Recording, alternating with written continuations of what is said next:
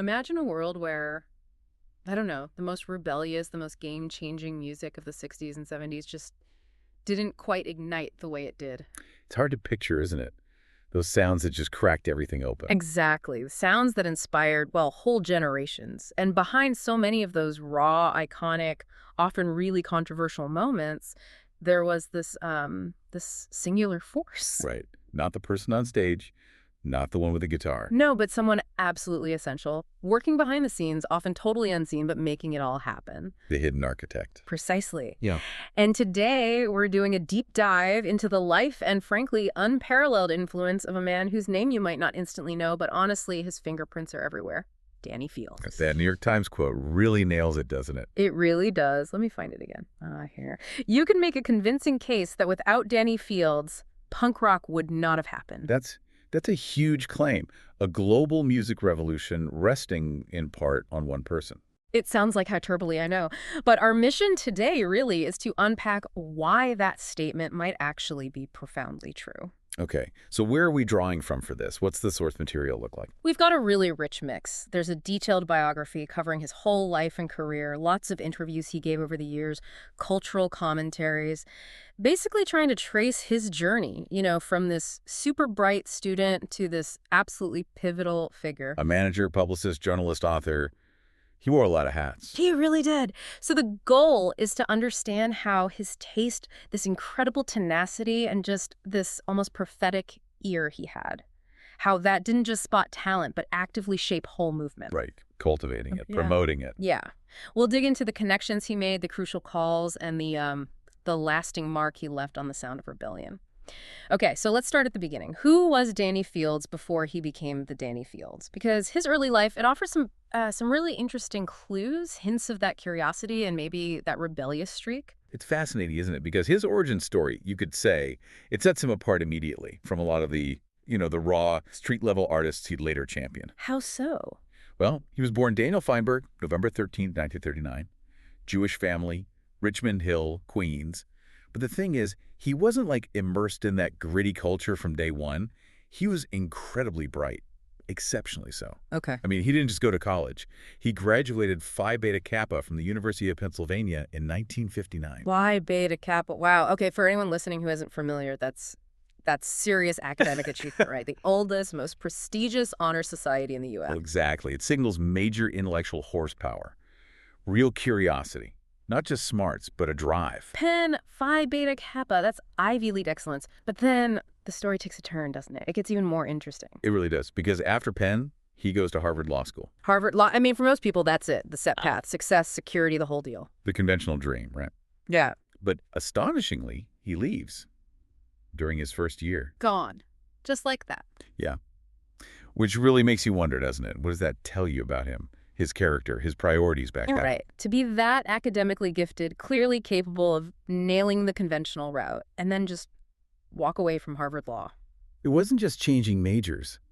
It feels like a fundamental rejection of expectations. Yeah. Like there was this powerful internal pull towards something else. Something more. Authentic. Less structured. Maybe. Something maybe more exploratory. It suggests this restlessness, Right. this creative energy that couldn't just be channeled into law books. Yeah. It feels like a foundational moment looking back, like he was already starting to carve out his own path even then, rejecting the institution, trusting his instincts. Definitely. Setting the stage for the cultural renegade he'd become. It speaks volumes, like he was searching for something bigger, more connected to culture, something law school just couldn't give him. And he found it pretty quickly. Yeah. After leaving Harvard, which must have been a huge decision, he moved straight to Manhattan. Greenwich Village, 1960. The Village in 1960. Wow. Yeah. He apparently enrolled briefly at NYU, maybe just to, land somewhere. But it seems pretty clear the real education wasn't happening in classrooms. No, it was happening on the streets, right, in the coffee houses, the art spaces. Exactly. He just dove headfirst into the burgeoning downtown arts and music scene. It was already buzzing. A real hotbed. So this immersion in the Village atmosphere, how crucial was that? Oh, absolutely critical. You have to picture it. 1960, Greenwich Village. It's the heart of the counterculture. You've got beat poets like Ginsberg roaming around, folk musicians like Dylan just starting out, Avant-garde artists pushing every boundary imaginable, political activists. A total melting pot. Completely. It was dense, exhilarating, a place where norms were actively questioned, debated, where new art forms weren't just tolerated, they were celebrated. So, being in that environment, It would have totally primed him for working with boundary-pushing artists later on. He wasn't just living there. He was absorbing this chaotic, vibrant energy.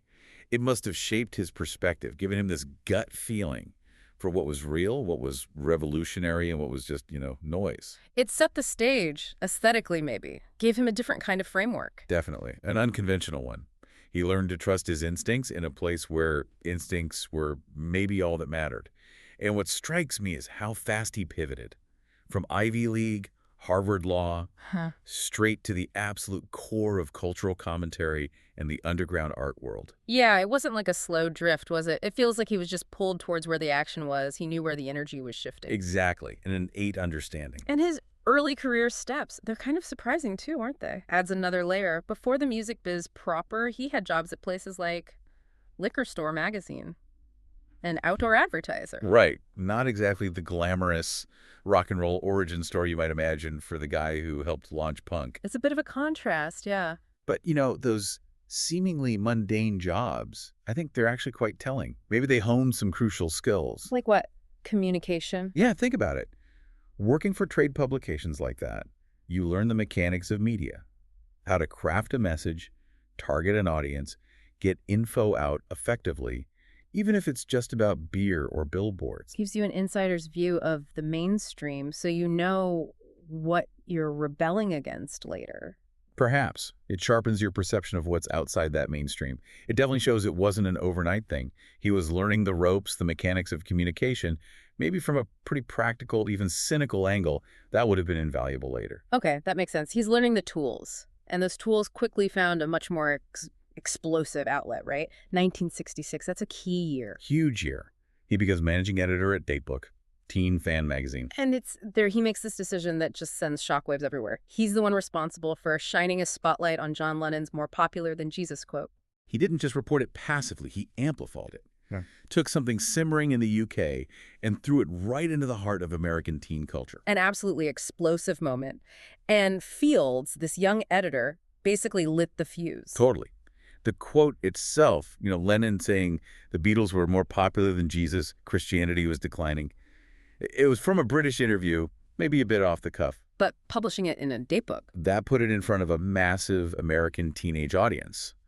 And crucially, a much more conservative audience in many parts of the country. The reaction was instant, seismic. Yeah, the uproar, especially in the Bible Belt, record burnings, protests. Radio stations boycotting Beatles music, threats against Lennon. It was a massive cultural clash, youth culture versus traditional values. So, again, he's not shying away from controversy. He's leaning into it, maybe even shaping the discourse. It definitely shows that early knack for spotting and amplifying stuff that was culturally significant, even if it was provocative. Or because it was provocative. He wasn't afraid to push buttons, challenge norms even then. No, that willingness to stir the pot, to use media for impact, even if it meant backlash, that became a real hallmark of his career, didn't it? He understood the power of an idea, and he wasn't afraid to unleash it. Absolutely. And that same instinct, that willingness to dive into the heart of the counterculture, it also leads him to Max's Kansas City in the 60s. Right, the legendary New York club. And that's where he plugs into Andy Warhol's factory social circle. The absolute epicenter of avant-garde everything. Art, film, fashion, lifestyle. Max's was more than a bar, wasn't it?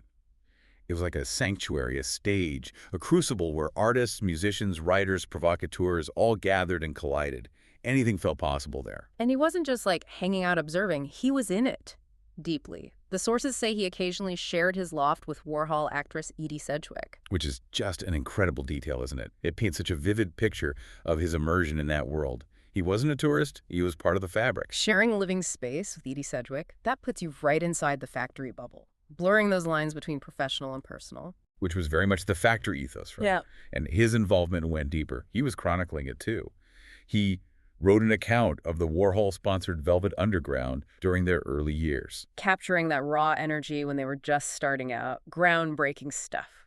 Totally. And then later, he penned the liner notes for the band's album Live at Max's Kansas City, recorded in 70, released 72 after they'd broken up. So this period puts him right at the intersection. Art, music, counterculture. The factory was that crucible, like you said, creativity and transgression all mixed up. And his direct link to the Velvet Underground, a band we now see as massively influential, way ahead of their time. It just underscores how early he could spot that groundbreaking talent, stuff that defied easy labels. So what does it mean for a future manager to be that embedded? Sharing a loft, writing the liner notes? It means he wasn't an outsider trying to figure it out. He was breathing the same air.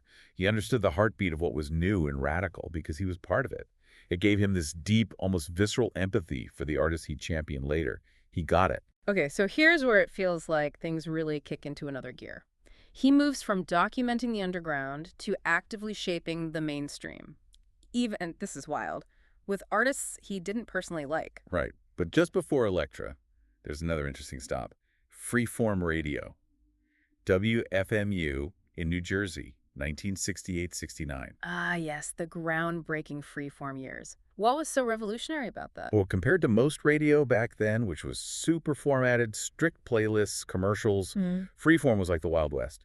DJs had incredible freedom. Play whatever they wanted. Pretty much. Entire album sides, weird experimental stuff, deep cuts, challenging sounds commercial radio wouldn't touch. It was about curation, connecting with listeners on a different level. So that experience must have sharpened his ear even more for unique sounds. Absolutely. And it put him in a position to discover tons of new music, but also importantly to be discovered. People in the industry were listening, looking for someone with that kind of antenna. And discovered he was. He gets hired by Elektra Records. Now, Elektra had been mostly folk, right? But they were hitting big with rock, thanks to the Doors. Huge success with the Doors. And Fields was brought in specifically to publicize them. A massive, but also pretty controversial band by then. Okay, but here's the kicker. The part that really shows his professionalism. He admitted quite openly in interviews later that he and lead singer Jim Morrison disliked each other. Not just disliked, mutual antagonism, apparently. Yeah. A real personality clash. Which makes what he achieved even more incredible. It's a fantastic example of his effectiveness, isn't it? He didn't let the personal friction get in the way. He was hired to do a job. And he nailed it. Despite the antagonism, he got Morrison on many key teen magazine covers in 1968. Which was huge for cementing Morrison's image as this rock icon, this rebel figure for young audiences. Yeah. It wasn't just about shifting units. It was about building the myth. So what does that say about him, his ability to market talent, even with that personal friction? It underscores his focus on the potential, the music, the persona, the cultural impact, not his own feelings. He could compartmentalize, separate the art from the artist, the business from the personal. That's rare, especially in an industry full of egos. He saw the bigger picture, understood his role in shaping that cultural current no matter who he was working with. Exactly. A rare discipline, a strategic mind. But his impact at Elektra went way beyond just managing existing stars, even difficult ones. It was about discovery, that instinct for the next thing. Yes. September 1968. This is crucial. He acts on a tip from two WFMU DJs he trusted, Bob Rudnick and Dennis Frawley. Goes out to Detroit and Ann Arbor based on their recommendation. Yeah. And that trip, absolutely instrumental, because based on what he saw and heard there, he recommended Elektra sign two bands, the MC5 and The Stooges. Wow, MC5 and The Stooges in 1968. If you connect that to the bigger picture, Yeah. this wasn't just signing bands. This was laying the groundwork for a whole musical revolution that would explode years later. Because both bands became massive inspirations for punk, right? US and UK. Totally. The MC5, politically charged, high energy, raw proto-punk sound, confrontational live shows, a sonic assault. Garage rock meets radical politics. And The Stooges. Even Roar.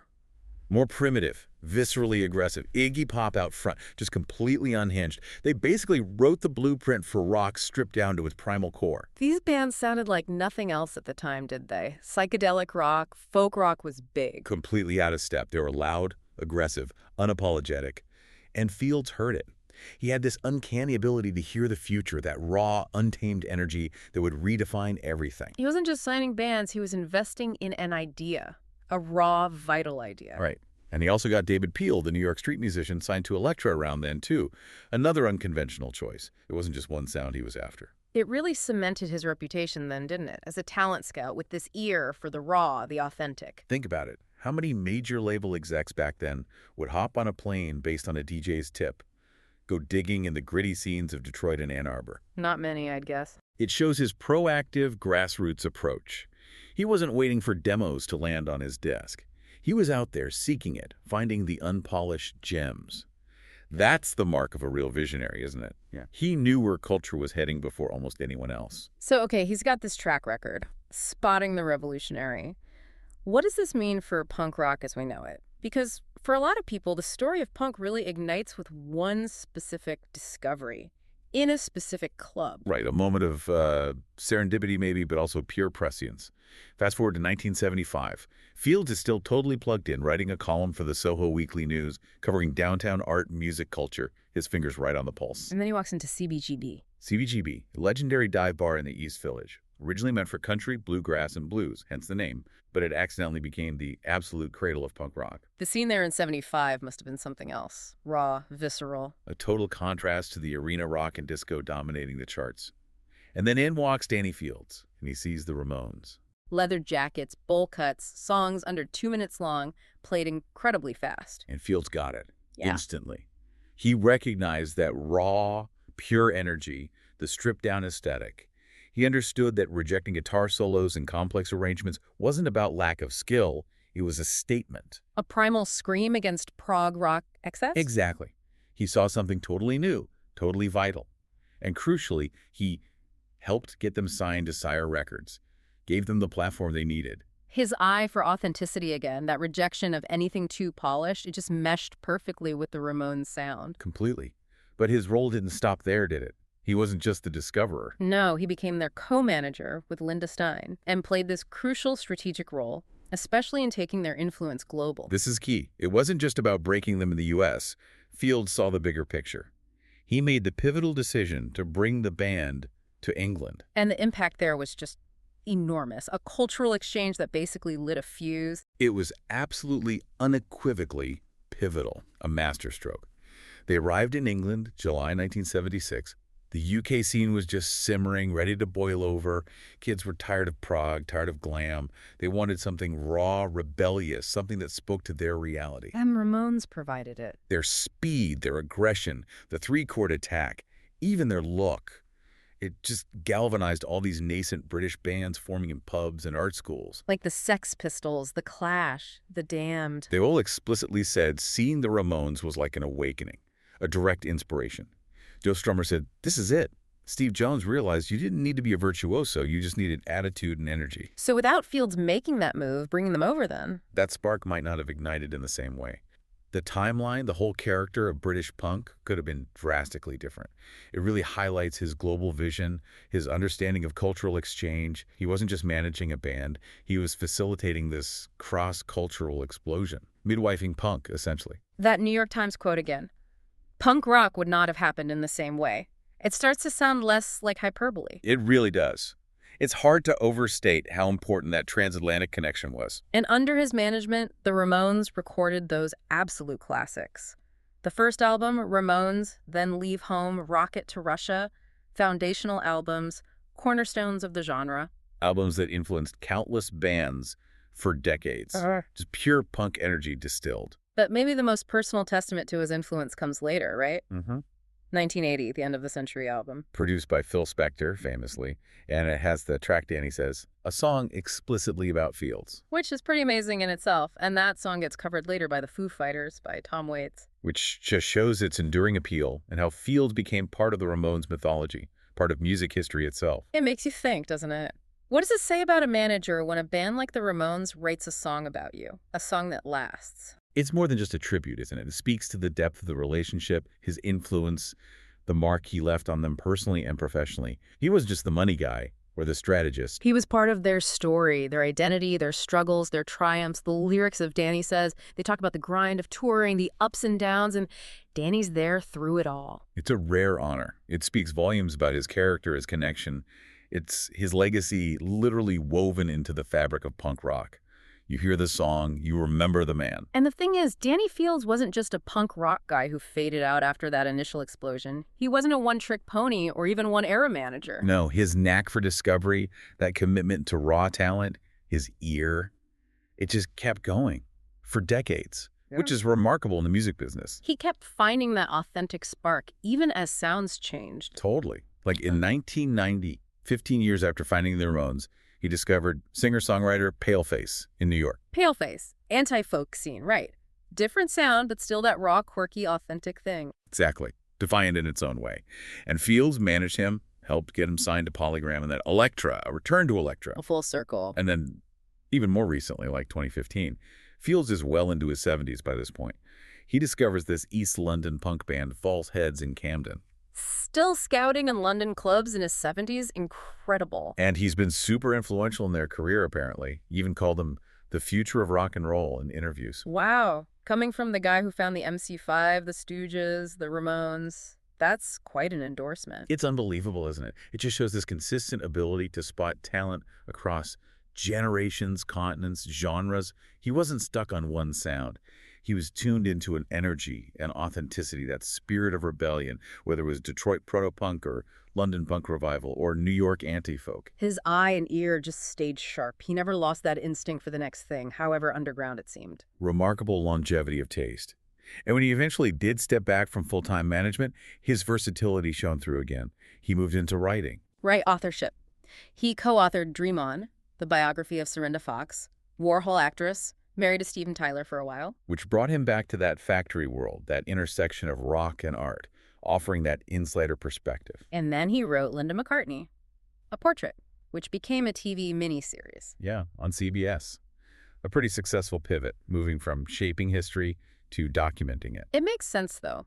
His experience writing about the Velvets early on, his deep connections to the factory, it flows naturally into chronicling those figures and scenes. He wasn't just researching, he was drawing on lived experience. Giving insights few others could. But beyond the professional achievements, there's a personal aspect that's really significant too, isn't there? You mean him being openly gay in the business early on? Exactly. Right. He was one of inescapably the first people in the music business to be openly gay. And you have to remember the context, that era. Being out, especially professionally, was way more challenging.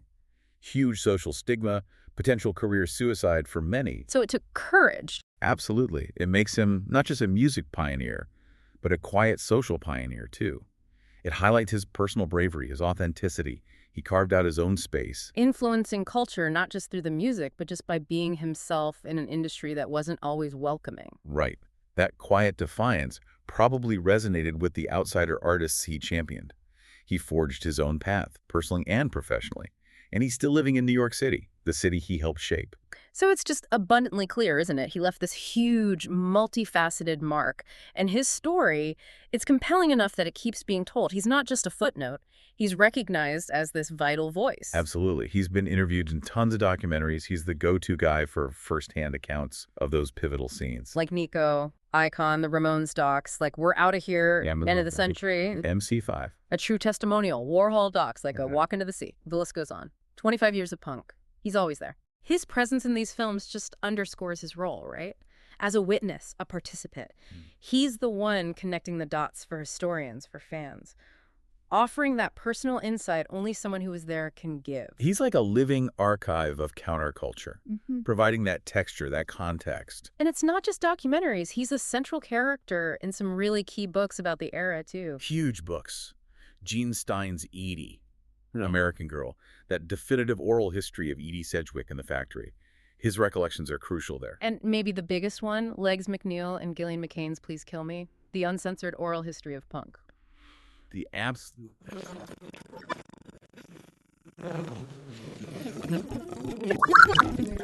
It reads, for his gorgeous taste in music, his generous intellect, and his killer sense of humor, this book is dedicated to Danny Fields, forever the coolest guy in the room. Forever the coolest guy in the room. I mean, that's not just a polite thank you, is it? No way. It's this powerful assertion of his legendary status among the people who lived it, who created punk. It speaks volumes about his taste, sure, but also his personality, his intellect, his humor, his impact as a person. He wasn't just a suit. He was seen as this guiding spirit, a mentor, a friend, that kind of dedication from your peers. That's profound. And there's more. His cultural background got specific focus, too. In Stephen Lee Bieber's book, The Heebie-Jeebies and CBGBs, A Secret History of Jewish Punk. Right, there's a whole chapter on him called A Nice Jewish Boy. Which highlights that intersection, his Jewish background and punk rock.